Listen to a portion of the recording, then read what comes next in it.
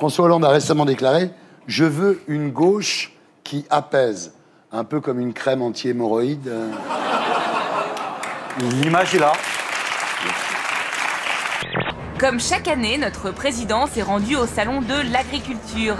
Et comme chaque année, ça s'est mal passé. Cette année, c'est une vache qui a lâché un gaz à son passage. Si t'es pas content, casse-toi, pauvre connasse. Mais plus étonnant, il y a la catégorie bored, littéralement ceux qui s'ennuient. What's your favorite drink then? Ou plus improbable encore, la sleeping squad, ceux qui dorment.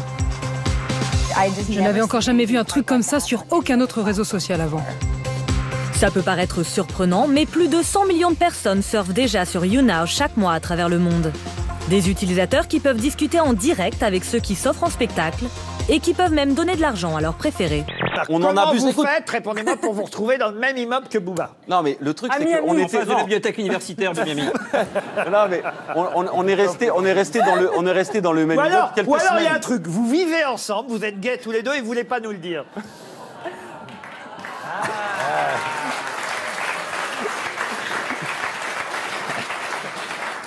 Bah, puisqu'on est sur Internet, puisqu'il y a le hashtag, donnez votre avis sur cette question. Stéphane Delpioche a 41 ans. La moitié, passée sur les terrains de rugby.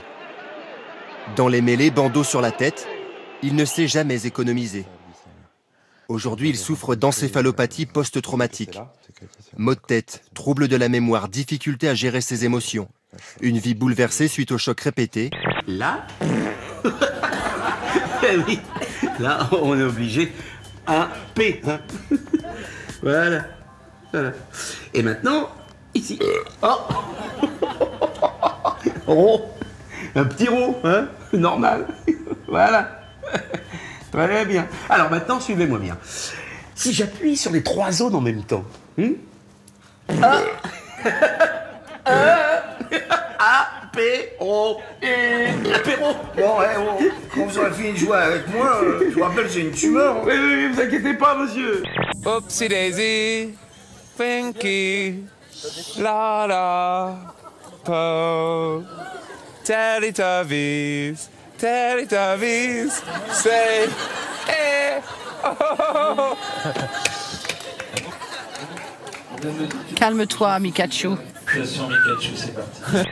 Il a parcouru 200 km pour subir une greffe de barbe dans cette clinique parisienne spécialisée en implants capillaires.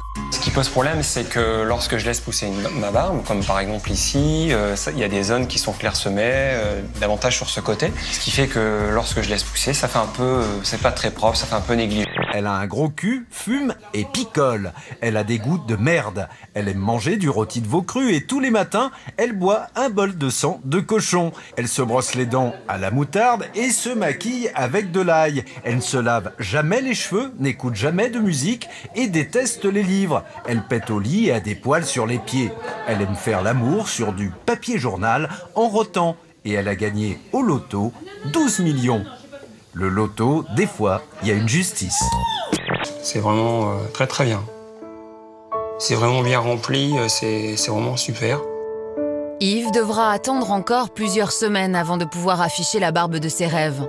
Cela lui aura quand même coûté 4 900 €, en espérant que le poil reste à la mode quelques années encore.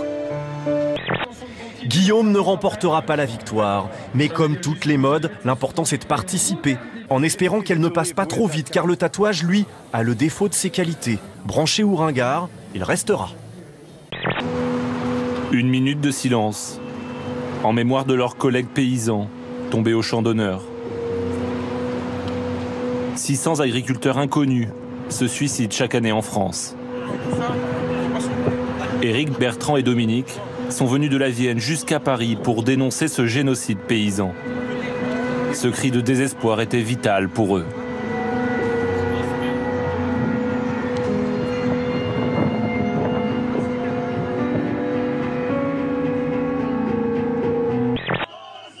Et face à la répression de la police, ces journalistes n'ont qu'un seul remède un peu dérisoire.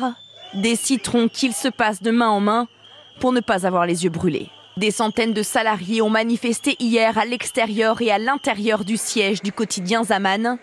Un quotidien d'opposition qui vient d'être mis sous tutelle. Des administrateurs provisoires, tous favorables au gouvernement d'Erdogan, seront placés à la tête du quotidien. C'est ce que dénoncent ces journalistes et ces salariés. Car de telles pratiques se multiplient ces derniers mois dans le pays. We are hoping we're going to reach the Guinness Book of World Records as the biggest explosion ever in cinematic history. Tournée au Maroc, elle a nécessité plus de 8000 litres de kérosène et 33 kilos d'explosifs en poudre. Une scène entrée dans le Guinness Book des records, comme la plus grande scène d'explosion jamais réalisée dans un film.